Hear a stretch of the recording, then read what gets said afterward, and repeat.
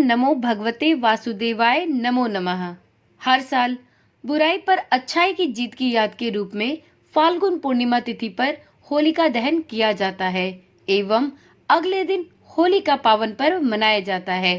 फाल्गुन पूर्णिमा पर श्री हरि विष्णु एवं माँ लक्ष्मी की पूजा अर्चना की जाती है और जितना ही इसका महत्व है उतना ही महत्व इस दिन फाल्गुन पूर्णिमा की पौराणिक कथा का पाठ करने का है। मान्यता है कि यश, कीर्ति, धन धान्य और संतान सुख की प्राप्ति के लिए फाल्गुन पूर्णिमा के दिन यह व्रत कथा अवश्य ही सुननी चाहिए। यह व्रत कथा सुनने से मरणोपरांत बैकुंठ लोक की प्राप्ति होती है। ओम नमः शिवाय। जय श्री कृष्णा। आप सभी को रंगों से भरे इस महापर्व होली एवं फाल्गुन पूर्णिमा की अत्यंत हार्दिक शुभकामनाएं।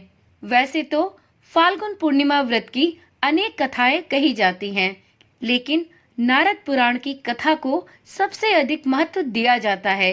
नारद पुराण के अनुसार फाल्गुन पूर्णिमा की कथा राक्षस हिरण्यकश्यपु की बहन राक्षसी होलिका के दहन की कथा है। तो चलिए आज की वीडियो में हम इसी कथा का श्रवण पूरे मन से और पूरी श्रद्धा के साथ करेंगे। महर्षि कश्यप की पत्नी एवं दक्ष पुत्री दिति के गर्भ से हिरण्यकश्यप और हिरण्याक्ष का जन्म हुआ। दोनों ही महाबलशाली थे। फलस्वरूप देवताओं को पराजित करके दोनों भाइयों ने स्वर्ग पर अपना अधिकार कर लिया। उनके अत्याचार से देवलोक में हाहाकार मच गया। अतः भगवान विष्णु ने वराह अवतार लेकर हिरण्याक्ष का वध कर दिया। अपने भाई की मृत्यु से क्रुद्ध हिरण्यकश्यप भगवान विष्णु को अपना शत्रु मान बैठा और उनसे प्रतिशोध लेने के लिए भगवान ब्रह्मा की तपस्या करने लगा। उधर हिरण्यकश्यप की अनुपस्थिति में देवताओं ने दैत्यों पर आक्रमण कर दिया और स्वर्ग को पुनः अपने अधिकार में ले लिया। हिरण्यकश्यप की पत्नी कयाधु उस समय गर्भवती थी, जिसे देवराज इंद्र ने बंदी बना लिया। वो कयाधु को लेकर अमरावती जा रहे थे, तभी मार्ग में उन्हें देवर्षि नारद मिल गए। नारद जी इंद्र के साथ कयाधु को देखकर बोले, हे देवराज, आप इन्हें लेकर कहाँ जा रहे हैं? ये सुनकर भगवान इंद्र ने कहा, हे देवर्षि नारद, कयाधु गर्भवती है। इसके गर्भ में हिरण्यकश्यपु जैसे दुष्ट आत्मा का अंश है, जिसका वध करके मैं इसे छोड़ दूंगा। इस पर देवर्षि नारद बोले, इसके गर्भ में तो श्री नारायण का परम भक्त है, अतः आप इसे छोड़ दे। नारद मुनि की यह बात सुनकर देवराज इंद्र ने कयाधु को छोड़ दिया। देवर्षि नारद हिरण्यकश्यपु की पत्नी को अपने आश्रम में ले आए और बोले, बेटी, जब तक हिरण्यकश्यपु की तपस्या पूरी नहीं हो जाती, तुम निश्चिंत होकर यहीं रहो।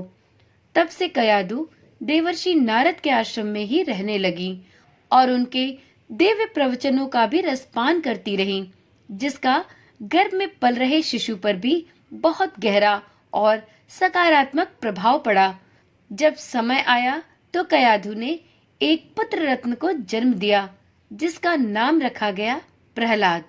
इधर हिरण्यकश्यपु की तपस्या जब पूरी हो गई तो ब्रह्मा जी ने प्रसन्न होकर उसे मनोवांछित वरदान दिया, जिसके पश्चात वो अपने राज्य को वापस लौट आया।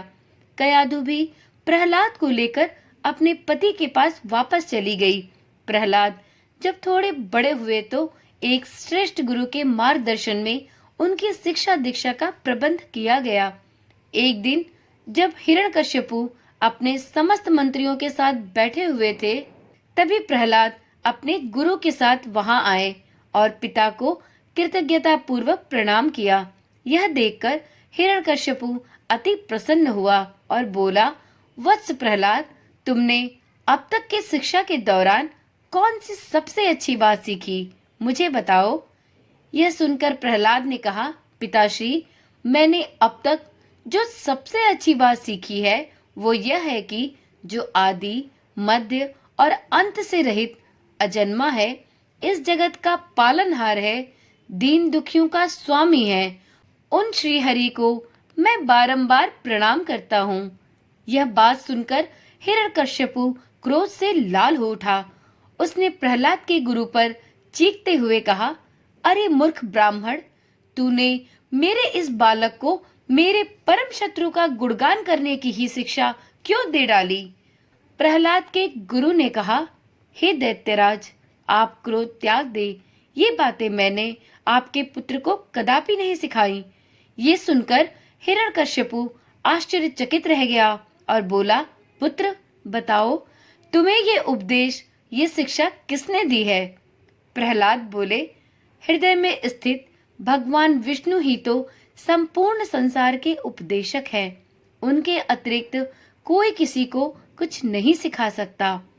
ये सुनकर हिरण्यकश्यपु क्रोध से पागल हो उठा और बोला, अरे मूर्ख, मेरे सामने ये विष्णु कौन है? तू क्यों बार बार उस दुष्ट का नाम ले रहा है? क्या तू इसका परिणाम जानता है? हिरण्यकश्यपु ने प्रहलाद को बहुत समझाया, मृत्युदंड का भय भी दिखाकर उसे विष्णु भक्ति से दूर करना चाहा, परंतु प्रहलाद के मन से, प्रहलाद के हृदय से भगवान विष्णु के प्रति श्रद्धा तनिक भी कम न हुई। इसके पश्चात क्रोधित हिरण्यकश्यपु ने अपने सेवकों को आज्ञा दी, इस दुरात्मा को मौत के घाट उतार दो। इस शत्रु प्रेमी से मुझे कोई लाभ नहीं है। यह कपूत तो अपने ही कुल का नाश कर देगा। दैत्यराज हिरण्यकश्यपु की आज्ञा अनुसार उनके सैनिकों ने प्रहलाद पर तरह तरह के अत्याचार किए। उन्हें पर्वतों से नीचे फेंका गया, हाथियों के पैर के नीचे कुचलवाया गया और उन्हें मारने के अनेकों प्रयास किए गए, परंतु हरि विष्णु की कृपा के कारण वो सब प्रहलाद का बाल भी बांका करने में असमर्थ रहे। हिरण्यकश्यपु यह सब देखकर अत्यंत क्रोधित हो उठा। अंततः उसने अपनी बहन होलिका को यह आदेश दिया कि वह प्रहलाद को गोद में लेकर अग्नि में बैठ जाए, क्योंकि होलिका को यह वरदान प्राप्त था कि अग्नि से उसे कोई हानि नहीं हो सकती। इस वजह से उसने अपने भ्राता का आदेश मानकर भक्त प्रहलाद को अपनी गोदी में लेकर अग्नि में बैठ गई। उस समय प्रहलाद हाथ जोड़कर आंखें बंद कर निरंतर प्रभु हरि के ध्यान में मग्न रहे और नारायण नारायण का जप करते रहे। हरि कृपा के फलस्वरूप प्रहलाद अग्नि में बैठकर भी सकुशल बच गए, किंतु होलिका उसी आग में जलकर भस्म हो गई। इसलिए प्राचीन समय से ही फाल्गुन पूर्णिमा के दिन होलिका दहन व पूजन किया जाता है। फाल्गुन पूर्णिमा के दिन लकड़ी उपलों से होलिका का निर्माण किया जाता है। शुभ मुहूर्त और सही तिथि के अनुसार होलिका दहन का पावन पर्व मनाया जाता है और श्री हरि विष्णु की कृपा से भक्त प्रहलाद के अग्नि से भी सकुशल बचकर आने की खुशी में अगले दिन रंगों से भरे होली का पावन पर्व भी मनाया जाता है। तो एक बार सब प्रेम से बोलिए, श्री हरि विष्णु भगवान की जय। जिस प्रकार श्री हरि विष्णु ने भक्त प्रहलाद की रक्षा की, उन्हें उनकी भक्ति का वरदान दिया, उसी प्रकार से सभी विष्णु भक्तों को भगवान श्री हरि विष्णु की कृपा सदा सर्वदा प्राप्त होती रहे। इसी मनोकामना के साथ इस कथा को यहीं पर समाप्त करती हूँ। कल मिलते हैं एक नई वीडियो, एक नई जानकारी के साथ। तब तक के लिए ओम नमः शिवाय, जय श्री कृष्णा, राधे राधे।